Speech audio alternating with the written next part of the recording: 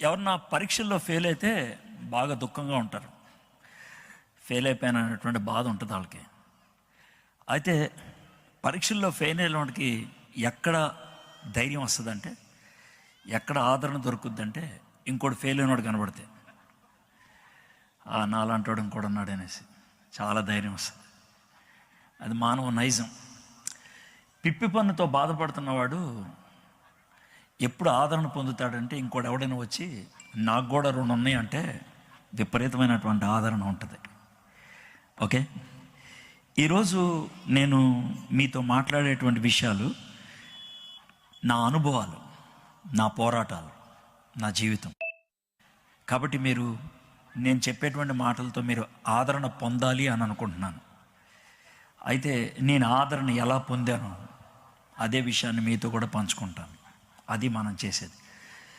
మనందరం కూడా ఒక విషయంలో అంగీకరించాల్సిందే. ఏంటనంటే, మనందరం కూడా జీవితంలో ఎప్పుడో ఒకప్పుడు ఏదో ఒకటి పోగొట్టుకున్న వాళ్ళమే. చిన్నప్పుడు పెన్సిల్ అయి ఉండొచ్చు, ఇంకా పెద్ద అయిన తర్వాత టిఫిన్ బాక్స్ అయి ఉండొచ్చు, ఇంకొంచెం పెద్ద అయిన తర్వాత చెప్పులు అయి ఉండొచ్చు, ఇంకొంచెం పెద్ద అయిన తర్వాత డబ్బులు అయి ఉండొచ్చు, ఇక పెద్దవాళ్ళు అయిన తర్వాత ఆస్తి కూడా అయి ఉండొచ్చు. పోగొట్టుకున్న వాళ్ళమే మనం. పోగొట్టుకున్నప్పుడు చాలా బాధ వేస్తుంది. 2 ఆలోచనలు వస్తాయి. పోయినప్పుడు పోయింది మరీ ఎక్కువ జ్ఞాపకం వస్తుంది, చాలా జ్ఞాపకం వస్తుంది. అది లేకపోతే ఎట్లాగా అనేటువంటి బాధ వస్తుంది. ఉన్నప్పుడు దాని గురించి ఫీలింగ్ ఉండదు, లేనప్పుడు మరీ ఎక్కువ ఉంటుంది ఫీలింగ్. రెండోది ఏంటంటే, పోయింది ఇక రాదు, ఇక అయిపోయింది అనేటువంటి బాధ కూడా మనకు ఉంటుంది. ఈరోజు అలాగ పోగొట్టుకున్న దాని గురించి మాట్లాడాలనుకుంటున్నాను. డబ్బులు పోతే మళ్ళీ సంపాదించవచ్చు, ఆస్తి పోతే మళ్ళీ సంపాదించవచ్చు, కానీ కొన్ని పోతాయి, అవి మళ్ళీ ఇంకా రావు అనిపిస్తుంది. ఇక్కడే కొంచెం సీరియస్గా అనిపిస్తుంది మీకు. జాగ్రత్తగా వినండి. ఒకవేళ మీలో ఎవరన్నా శీలాన్ని పోగొట్టుకున్నారనుకోండి, తొందరపాటులో, ఉద్రేకంలో పోగొట్టుకున్నారనుకోండి, ఇక రాదు, అది ఇక రాదు. మీలో కొంతమంది ఈరోజు అలాంటి వాళ్ళు ఇక్కడ ఉన్నారు, నాకు తెలుసు. మీరు పోగొట్టుకున్నారు. అయితే మీతో కూడా కొన్ని విషయాలు చెప్పాలనుకుంటున్నాను. మీకు కూడా ఆదరణ ఇవ్వాలనుకుంటున్నాను, మీకు కూడా ధైర్యం చెప్పాలని ఆశపడుతున్నాను. పోగొట్టుకున్నారు, మళ్ళీ ఇంకెప్పుడు రాదు. రెండోది, మీలో చాలామంది ఈ మాటలు అనేవాళ్ళు, ఒకప్పుడు నేను బైబిల్ బాగా చదివేవాడిని, ఒకప్పుడు నేను ప్రార్థన ఎక్కువ చేసేదాన్ని, ఇప్పుడు అంత భక్తి లేదు, ఇప్పుడు అంత ఉద్రేకం లేదు, ఇప్పుడు అంత ఇంట్రెస్ట్ లేదు, మీటింగులకి రాబుద్ది అవ్వట్లేదు, వచ్చిన ఏదో గడిపేసి వెళ్ళిపోతున్నాను. ఇలాంటి మాటలు ఎప్పుడైనా ఉపయోగించినప్పుడు దాని అర్థం ఏంటనంటే, మీరు భక్తిని కోల్పోయారు. భక్తి, దేవునితో మీకు ఉండేటువంటి సహవాసాన్ని కోల్పోయారు. కోల్పోయినటువంటి ఆ భక్తి మళ్ళీ వస్తుందా? ఇది మనకున్నటువంటి ప్రశ్న. ఈరోజు బైబిల్లోంచి కొంతమంది వ్యక్తుల జీవితాలు చూద్దాం. వాళ్ళు పోగొట్టుకున్నారు, గ్రహించేది కాదు, పోగొట్టుకున్న దాన్ని తిరిగి పొందటానికి. ఈరోజు నేను ఒక వ్యక్తిని ఎంపిక చేసుకున్నా. ఈ వ్యక్తి చాలా గొప్పడు. ఒకవేళ మనం చచ్చిపోయి పరలోకానికి వెళ్తే, యేసు ప్రభువు వారు మనకు పరలోకంలో ఉన్న వాళ్ళందరినీ పరిచయం చేస్తూ ఉంటే గొప్పగా ఉంటుంది. ఈయన ఆదాం, ఈయన్నే నేను తయారు చేశాను, మట్టి బొమ్మ తయారు చేసి ప్రాణాన్ని ఊదాను. ఈయనే నోవహు, నేను మాట చెప్తే పాపం పడవ కట్టేశాడు, వర్షం అంటే ఏంటో తెలియని దినాల్లో. ఈయనే హానోకు, నాతో ఎంత దూరం నడిచాడంటే, చాలా దూరం నడిచి వచ్చేసావు, మా ఇల్లు దగ్గర వచ్చేవా అని అంటే మా ఇంటికి వచ్చేసాడు. ఇలాగా అందరినీ పరిచయం చేస్తాడు. ఈయనే అబ్రహాం, నా జిగిరి దోస్త్, నేనంటే చాలా. కానీ దావీదు గురించి బైబిల్లో పాత నిబంధనలో దావీదు పుట్టినప్పటి నుంచి ఏదో విధంగా ప్రస్తావించుకుంటూనే వచ్చారు. ఒక భక్తుడు అంటాడు, దావీదు గురించి ఇచ్చిన వివరణ ఎక్కువ యేసు ప్రభు కంటే అని. చిన్నప్పటి నుంచి ప్రతి స్థాయిలో దావీదు గురించి మనకి ఇవ్వబడింది. దేవుడికి బాగా ఇష్టమైనవాడు, నా హృదయానుసారుడు, నా జిగిరి, నా ప్రాణం, నా జాన్ జిగిరి సమకూర్చి కథలాగా మీకు చెప్పాలి. అదే నేను చేస్తాను. అయితే నేను వాక్యంలోకి వెళ్ళకముందు మీతో ఒక నిబంధన చేసుకుందాం అనుకుంటున్నాను, మీతో ఒక ఒప్పందం, మీతో ఒక డీల్ కుదుర్చుకోవాలనుకున్నాను. మీలో చదవటం వచ్చిన వాళ్ళు ఒకసారి చేయెత్తుతారా? చదవటం వచ్చినాడు చేయెత్తుతారా? అలాగే ఉంచండి చేతులు, అలాగే ఉంచండి. దావీదు గురించి మొత్తం 8 అధ్యాయాలు ఈరోజు మీతో చెప్తాను. 8 అధ్యాయాలు. 8 అధ్యాయాలు చదవటానికి నాకు టైం ఉండదు, ఓపిక కూడా లేదు. కాకపోతే 8 అధ్యాయాల్లో ఏముందో మీకు కథలాగా చెప్తాను. అయితే మీరు ఒక్క పని చేయాలి. ఏంటి చూడండి, చేతుల పైకి ఎత్తిన వాళ్ళు చెయ్యి కొంచెం పైకి పెట్టండి, ఇట్లా ఈ షేప్లో. ఈ మాట నా వెంట చెప్పండి. దేవా, ఈ రాత్రి నేను పడుకోకముందు ఈ 8 అధ్యాయాలు చదివి పడుకుంటాను. ఒకవేళ ఏ కారణం చేతైనా చదవకపోతే నీ శాపం నా మీద ఉండునుగాక. ఆమేన్.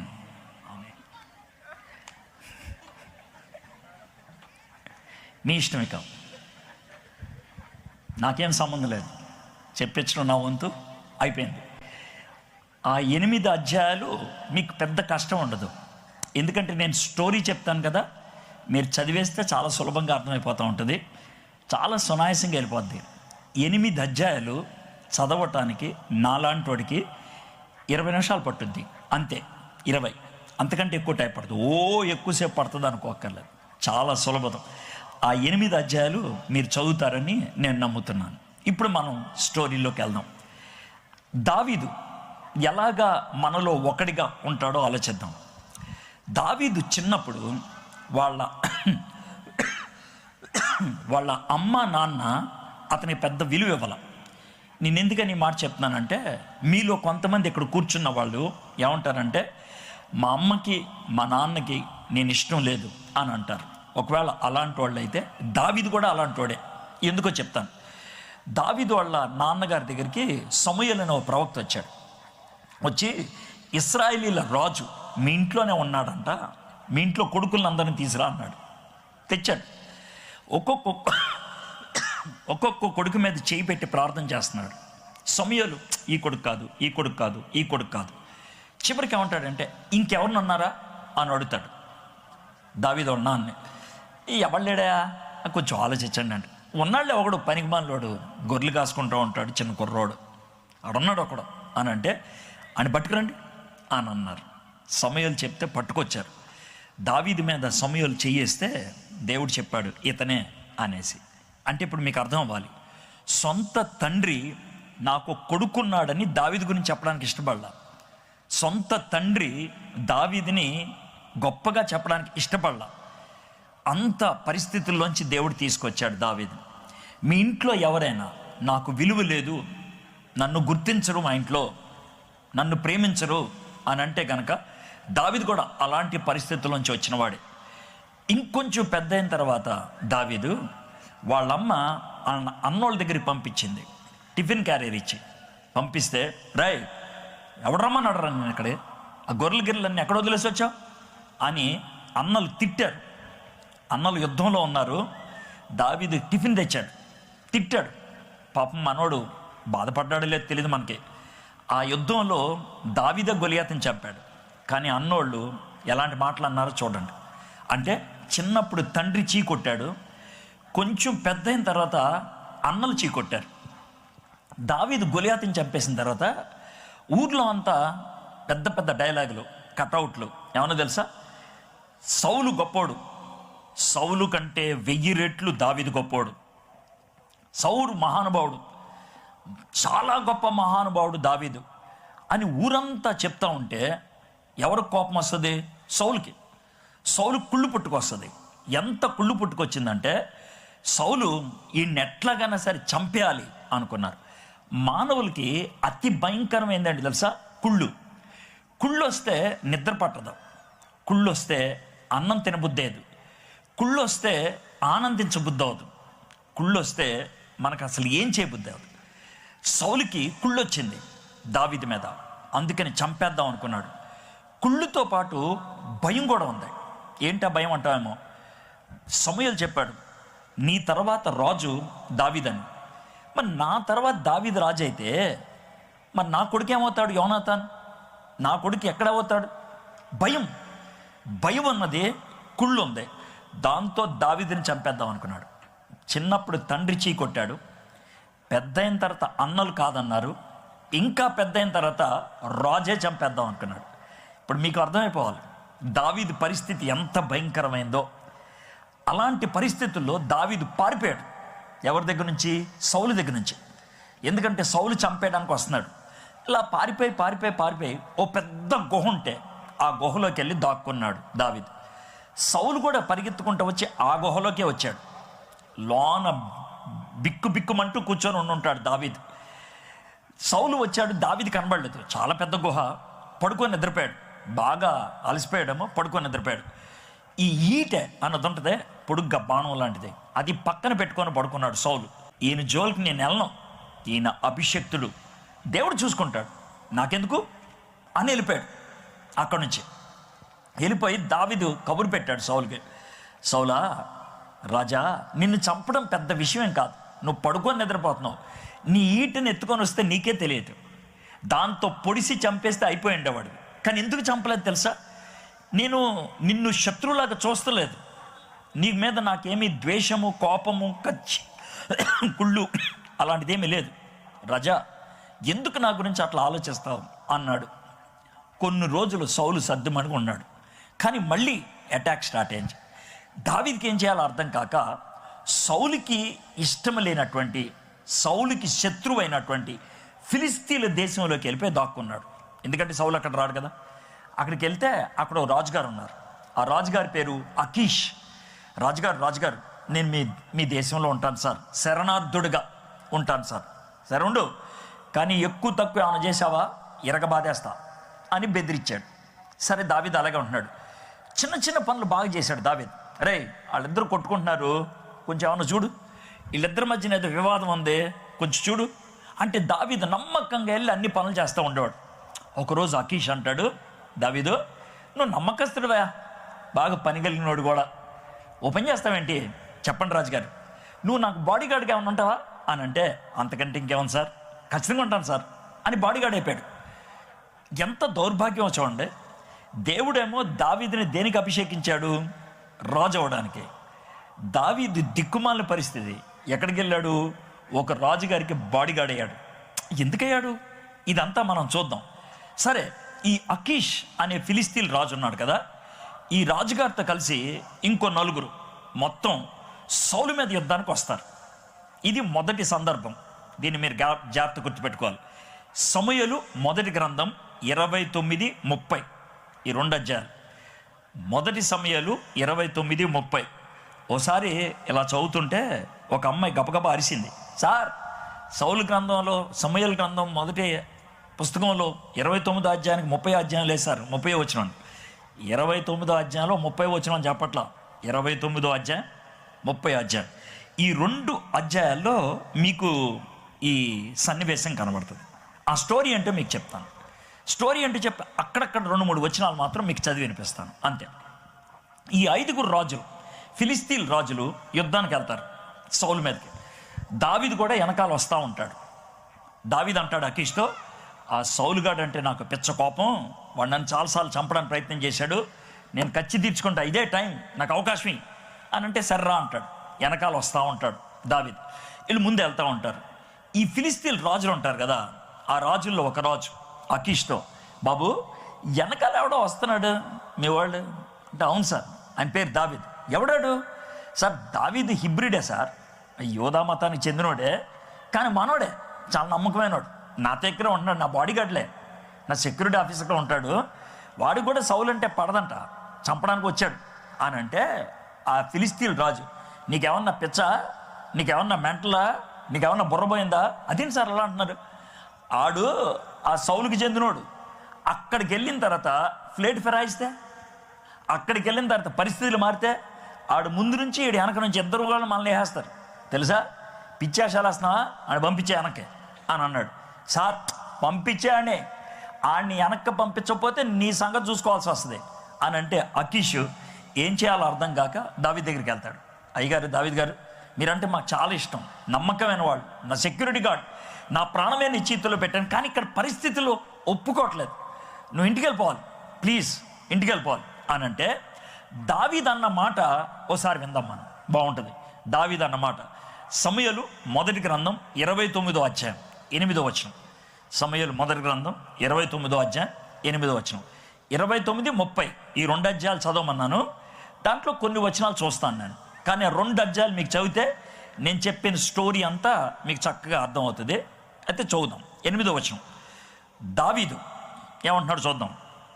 నేనేమి చేసి తిని నా ఏలినవాడగు రాజా, నీ శత్రువులతో యుద్ధము చేయుటకై నేను రాకుండానట్లు నీ వద్దకు వచ్చిన దినము నుండి నేటి వరకు నీ దాసుడినైన నా యందు తప్పేమి కనబడనని అకీష్ని అడిగాను. ఇందులో మనకేం కనబడుతుందంటే, మామూలుగా మీకు చదివితే పెద్ద కోపం రాదు, వివరిస్తే అమ్మ దీంట్లో ఎంత ఉందా అని అనిపిస్తుంది.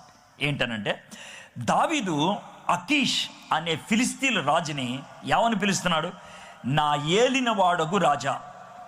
ఇదే దావీదు ఇంకా చిన్నోడుగా ఉన్నప్పుడు గొలియాతుతో యుద్ధానికి ముందు నిలబడినప్పుడు గొలియాతుని పచ్చి బూతులు తిట్టాడు. రేయ్ సున్నతి లేని యాదవ, ఏంట్రా నువ్వు మమ్మల్ని బెదిరించేది? నిన్ను చంపి నీ మాంసం కాకులకి గెద్దలకి వేస్తానరా అని తిట్టాడు. అది యూదుడికి ఉండేటువంటి పౌరుషం. అయితే ఇక్కడ అదే దావీదు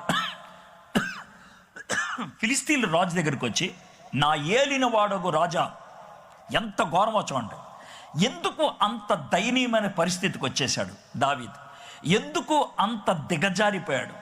ఒక శత్రువును పట్టుకొని నా ఏలినవాడగు రాజా అని అంటున్నాడు. ఇంకేమన్నాడు? నీ శత్రువులతో యుద్ధము చేయుటకై. సౌలు ఇప్పుడు ఏమైపోయారు? నా శత్రువు నీ శత్రువు అయిపోయాడు. రాకున్నట్లుకు నీ వద్ద వచ్చినప్పుడు దినము నుండి నేటి వరకు నీ దాసుడినైనా నా యందు తప్పేమో కనబడింది. దాసుడు, నీ బాంచన్, నీ కాలు మోక్తా, నీ కాళ్ళు కడుగుతా. ఇది దావీదు ఈ అకీష్ అనేటువంటి రాజుతో అంటున్నాడు. ఎందుకు అలాంటి పరిస్థితి వచ్చింది? ఇక్కడ కూర్చొని ఉంటున్నటువంటి మీలో కొంతమంది ఈ పరిస్థితుల్లో ఉన్నారు. కొంతమంది ఈ పరిస్థితుల్లో ఎప్పుడు ఉంటుందంటే, ఎప్పుడైతే దావీదు దేవుడితో మంచి సంబంధం ఉన్నదో శత్రువుని శత్రువుగా చూశాడు, భయపడలేదు. గొలియాతు అంత ఆజానుబాహుడైనా రేయ్ నా దేవుని యొక్క శక్తితో నిన్ను లేపేస్తా అని అన్నాడు. కానీ ఇక్కడ ఒక మామూలు రాజు దగ్గరకు వచ్చి నీ కాళ్ళు పట్టుకుంటా అన్నాడు. ఏంటి తేడా ఏంటనంటే, గొలియాతు ముందు నిలబడినప్పుడు దేవుడు తనతో ఉన్నాడు, అకీష్ ముందు నిలబడినప్పుడు దేవుడు తనతో లేడు.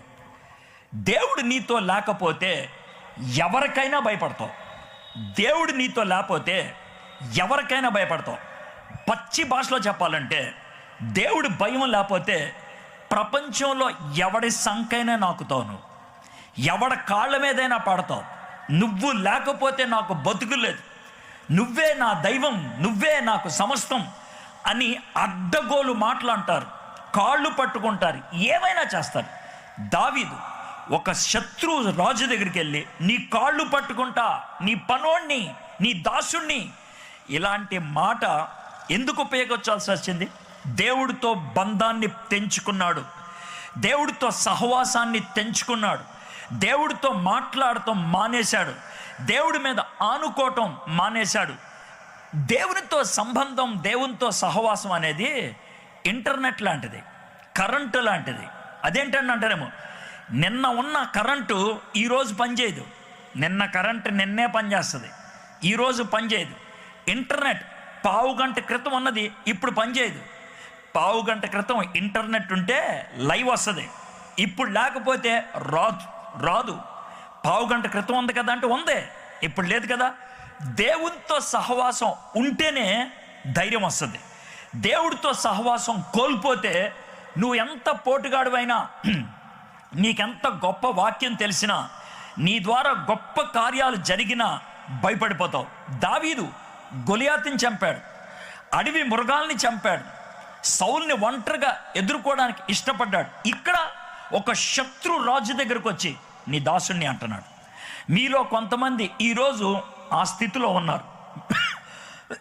మీరు చెప్తారు, సార్ నేను చాలా భక్తిపరుణ్ణి, నేను చాలా ప్రార్థన చేస్తాను. అయి ఉండొచ్చు, నువ్వు చెప్పేది అబద్ధం అని నేను అంటలేదు. కానీ ఈరోజు ఎందుకు ఆ పరిస్థితికి వచ్చావు? సార్ మనము అధికారుల్ని గౌరవించకూడదా? అధికారుల్ని మనం మెచ్చుకోకూడదా? అస్సలు తప్పంటలేదు. అధికారుల్ని గౌరవించాలి, అధికారులకి నమస్కారం పెట్టాలి, అధికారులకు విధేయత చూపడాలి, అధికారులకు లోబడాలి. కానీ అధికారుల సంకనాకాల్సిన పని లేదు, అధికారుల కాళ్ళ పట్టుకోవాల్సిన అవసరం లేదు, అధికారుల దగ్గరికి వెళ్ళి లేనిపోయిన పనులు చేయాల్సిన అవసరం లేదు. నువ్వు మర్యాద షడ్రక్ మెషక్ అబేద్నెగో నెబుకద్నెజర్ ముందు నిలబడినప్పుడు వాళ్ళు గౌరవించారు, వాళ్ళు మెచ్చుకున్నారు. రాజా మీకు వందనాలు, నువ్వు గొప్ప రాజువే, నువ్వేం చెప్పినా మేము చేస్తాం. కానీ ఇప్పుడు మీరు మాకు చెప్పారే ఈ విగ్రహానికి దండం పెట్టమని, అది మేము చెయ్యం. ఎందుకు చేయమో తెలుసా? మా దేవుడికి వ్యతిరేకం అది. అయితే నిన్నేమి ఇక్కడ మేము బర్తరఫ్ చేయడానికో లేకపోతే స్ట్రైక్ చేయడానికో లేవు. దండం పెట్టకపోతే అగ్నిగుండంలోకి వెళ్ళిపోవాలన్నారు, వెళ్ళిపోతాం. చచ్చిపోవాలన్నారు, చచ్చిపోతాం. చావడానికి సంసిద్ధం, కానీ దండం పెట్టడానికి రెడీ కాదు. అది మీకు వ్యతిరేకత కాదు, మిమ్మల్ని మేము ప్రేమిస్తున్నాం, మిమ్మల్ని మేము గౌరవిస్తున్నాం. కానీ దేవుడికి వ్యతిరేకంగా మేము ఉండలేం. ఇది గౌరవం ఎక్కడ దాకా ఉండాలి, ఎక్కడ దాకా చూపించాలి. దావీదు అది కోల్పోయాడు. సరే, ఇక చెప్పిన తర్వాత దావీదు వెళ్ళిపోయాడు. ఇంటికి వెళ్ళిపోయిన తర్వాత సౌల్ని చంపాలి అని పూనుకున్నాడు కదా, ఎలా ఉండగలుగుతాడు? ఉండలేడు. తన చుట్టూ కొంతమంది పనోళ్ళు ఉన్నారు, వాళ్ళతో అన్నాడు, రే మనం వెళ్దాం యుద్ధానికి అన్నాడు. 10 సార్ వెళ్ళిపోదాం అన్నాడు. వీళ్ళు యుద్ధానికి వెళ్ళిపోయారు దావీదుతో ఉన్న వాళ్ళతో. అంత దూరం వెళ్ళారో లేదో వీళ్ళ కబురు వచ్చింది. ఏమన్నా తెలుసా? సార్ మీ ఊరు కాలిపోతుంది సార్, మీ ఊరికి ఎవరో వచ్చి ఎత్తుకెళ్ళిపోతున్నారు సార్ అని అన్నారు. దావీదు పనోళ్ళంతా హుటాహుటిని వెనక్కి వచ్చారు. వస్తే ఏమీ లేదు, ఆ ఊర్లో మొత్తం కోల్పోయింది. సమూయేలు మొదటి గ్రంథం 30వ అధ్యాయం 4వ వచనం చదువుతున్నాను. దావీదును అతని జనులను పట్టణమునకు వచ్చి అది కాల్చబడి ఉండుటయు, తమ భార్యలను కుమారులను కుమార్తెలను చెరలోనికి కొనిపోబడి ఉండటయు చూచి ఇక ఏడ్చుటకు శక్తి లేకపోవునంత బిగ్గరగా ఏడ్చిరి. మొత్తం పోయింది. మనోడు యుద్ధానికి వెళ్ళాడు, భార్య లేదు, పిల్లలు లేరు, ఆస్తి లేదు, ఏమీ లేదు, మొత్తం తుడుచుకుపోయింది. దావీదు రాజు కావాల్సినోడు, యూదుడు, మగోడు అయినప్పుడు కూడా ఎంత ఏడ్చాడంటే, ఇక్కడ బైబిల్లో రాసిన మాట అంటే, ఇక ఏడ్చుటకు శక్తి లేనంత బిగ్గరగా గట్టిగా ఏడ్చి కుప్పకూలిపోయి ఉంటాడు. ఇది పరిస్థితి. మొత్తం కోల్పోయాడు. David lost everything. దావీదు మొత్తం కోల్పోయాడు. ఎందుకు కోల్పోయాడు? దేవుడితో ఉన్న సంబంధాన్ని తెంచుకున్నాడు. ఎందుకు కోల్పోయాడు? తాను దేవుని యొక్క అధికారాన్ని తన చేతుల్లోకి తీసుకున్నాడు. ఓపిక నశించింది. మనం చాలాసార్లు ఈ మాట అంటాం. ఏమన్నా సార్ ఎంతకాలం ఓపిక పట్టాలి సార్? వాడు దుర్మార్గుడు, ఆమె నీచురాలు, ఆమె దరిద్రురాలు, ఎంతకాలం ఓపిక పట్టాలి? దావీదు కూడా బహుశా అదే మాట అని ఉంటాడేమో. ఎంతకాలం ఓపిక పట్టాలి? నన్ను చంపడానికి వస్తున్నాడు ఈ సౌలు, వీడిని చంపేయాలి నేను. అది ఆయనకున్నటువంటి ఉక్రోషం. ఎక్కడి నుంచి వచ్చింది అది? ఎక్కడి నుంచి వచ్చింది ఆ కోపం? దేవుడితో సంబంధం పోతే పనికి మాలిన ఆవేశం వచ్చింది, పనికి మాలిన కోపం వచ్చింది. పనికి మాలిన ఆవేశం ఎదుటివాడికి కాదు, శత్రువు నీకు నువ్వే నాశనం చేసుకుంటావు. దావీదు ఆ ఆవేశంతో వెళ్ళిపోయాడు. కాబట్టి మొదటిసారి దావీదు ఎందుకు పడిపోయాడు? దేవుడితో సంబంధాన్ని తెంచేసుకున్నాడు. ఓపిక నశించింది. తాను చట్టాన్ని చేతిలో తీసుకుందాం అనుకున్నాడు. అయితే ఏమంది? వెళ్ళాడు, మొత్తం పోయింది. 6వ వచనం 30వ అధ్యాయం 6వ. దావీదు మిక్కిలి దుఃఖపడెను, మరియు తమ కుమారులను బట్టి కుమార్తెలను బట్టి జనులందరికీ ప్రాణము విసికినందున రాళ్ళు రువ్వి దావీదుని చంపుదము రండని చెప్పుకొనగా. దావీదు చిన్నప్పుడు నాన్న చీ కొట్టాడు. ఇంకొంచెం పెద్ద అయిన తర్వాత అన్నలు పోరా అన్నాడు. ఇంకొంచెం పెద్ద అయిన తర్వాత సౌలు రాజు చంపేద్దామని చూశాడు. ఇంకొంచెం పెద్ద అయిన తర్వాత అకీష్ చీకొట్టి పంపించేశాడు.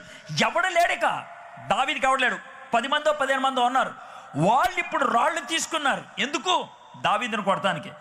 దావీదు ఏకాకి అయిపోయాడు, ఒంటరి వాడైపోయాడు. లోన్లీ, ఎవరు లేరు తనకి, ఒంటరివాడు. అయితే మీకు ప్రశ్న, దావీదు ఈ విధంగా ఒంటరివాడు అవడానికి ఎవరు కారణం?